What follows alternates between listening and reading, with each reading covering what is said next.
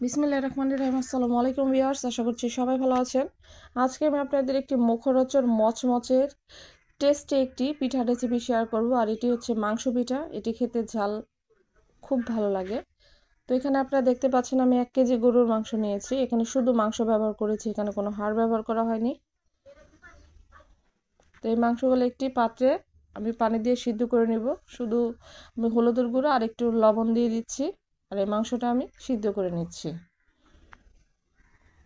তো মাংসটা এখন আমি প্রায় 10 মিনিটের মতো সিদ্ধ করে নিব। তো আমার এই মাংসগুলো সিদ্ধ হয়ে গিয়েছে, যেহেতু এটা আমি ব্লেন্ড করব। তো এখন এগুলো আমি ব্লেন্ড করে নিচ্ছি। তো ব্লেন্ড করার পর দেখতে পাচ্ছেন মাংসগুলো একবারে ঝুরি হয়ে গিয়েছে। তো এখানে দেখতে পাচ্ছেন আমি পেঁয়াজ কুচি, মরিচ কুচি ও আলু নিয়েছি কুচি করে রাখা।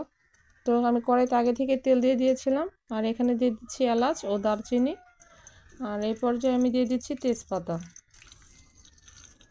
আমার এই পিঠাটি খেতে দুর্দান্ত স্বাদের, আশা করছি আপনাদের ভালো লাগবে। তো এখানে আমি আদা বাটা দিয়ে দিলাম, আর এই পর্যায়ে দিয়ে দিচ্ছি জিরে বাটা। চায়ের আড্ডার সাথে এই পিঠাটি একেবারেই জমে যায়। তো এখন রসুন বাটা দিয়ে দিচ্ছি।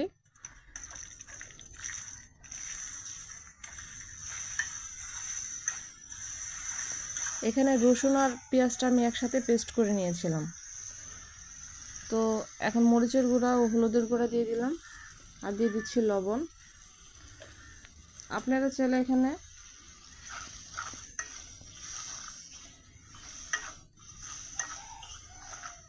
এখন এই মশলাগুলো আমি নেড়ে চেড়ে নিচ্ছি, আর পেঁয়াজ কুচি, মরিচ কুচি ও আলু কুচি দিয়ে দিচ্ছি। আপনারা চাইলে এগুলো পুর রেডি করে প্রায় মাসখানেকের মতো ফ্রিজে সংরক্ষণ করে রাখতে পারেন। তারপর যখন ইচ্ছা তখনই বানিয়ে ফেলতে পারেন এই মাংস পিঠা। তো এগুলো আমি সময় নিয়ে ভেজে নিচ্ছি প্রায় 8-10 মিনিটের মতো, যেন আলুটা সিদ্ধ হয়ে যায় অনেকটা। তো আলুগুলো সিদ্ধ হয়ে গিয়েছে, আর এখন এই পর্যায়ে আমি যে ব্লেন্ড করে রেখেছিলাম মাংসগুলো, এই মাংসগুলো দিয়ে দিচ্ছি। আমাদের এলাকায় কুরবানির ঈদের সময় একটা ট্র্যাডিশনাল হয়ে যায়, কম বেশি সবার বাসায় পিঠা দিতে তৈরি করে, যেহেতু ওই সময় কুরবানির মাংস পাওয়া যায়। আমার কাছে পিঠাটি খেতে দুর্দান্ত স্বাদের লাগে, আমি বাসায় মাঝে মধ্যে এটি ট্রাই করি। আপনারা চাইলে পুরটি রেডি করে প্রায় মাসখানেকের মতো ডিপ ফ্রিজে রেখে সংরক্ষণ করে নিতে পারেন। যখন ইচ্ছে তখন বানিয়ে খাবেন। চায়ের সাথে আড্ডা, সন্ধ্যার আড্ডা, বিকেলের আড্ডা একেবারে জমে যাবে।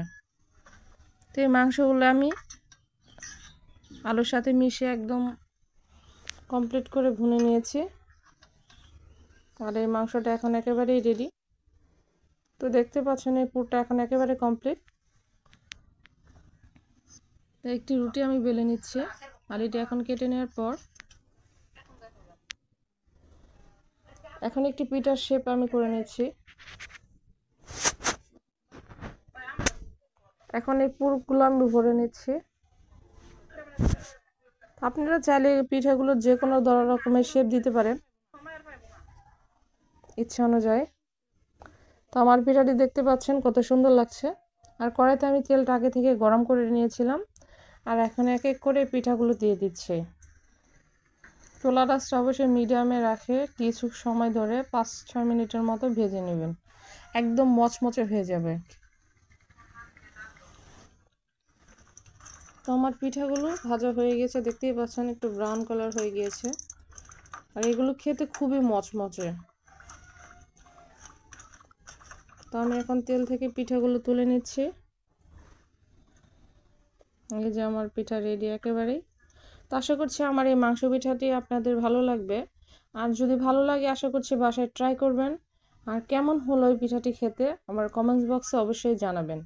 আর যদি আমার এই পিঠাগুলো ভালো লেগে থাকে অবশ্যই আমার চ্যানেলটি সাবস্ক্রাইব করবেন, লাইক করবেন।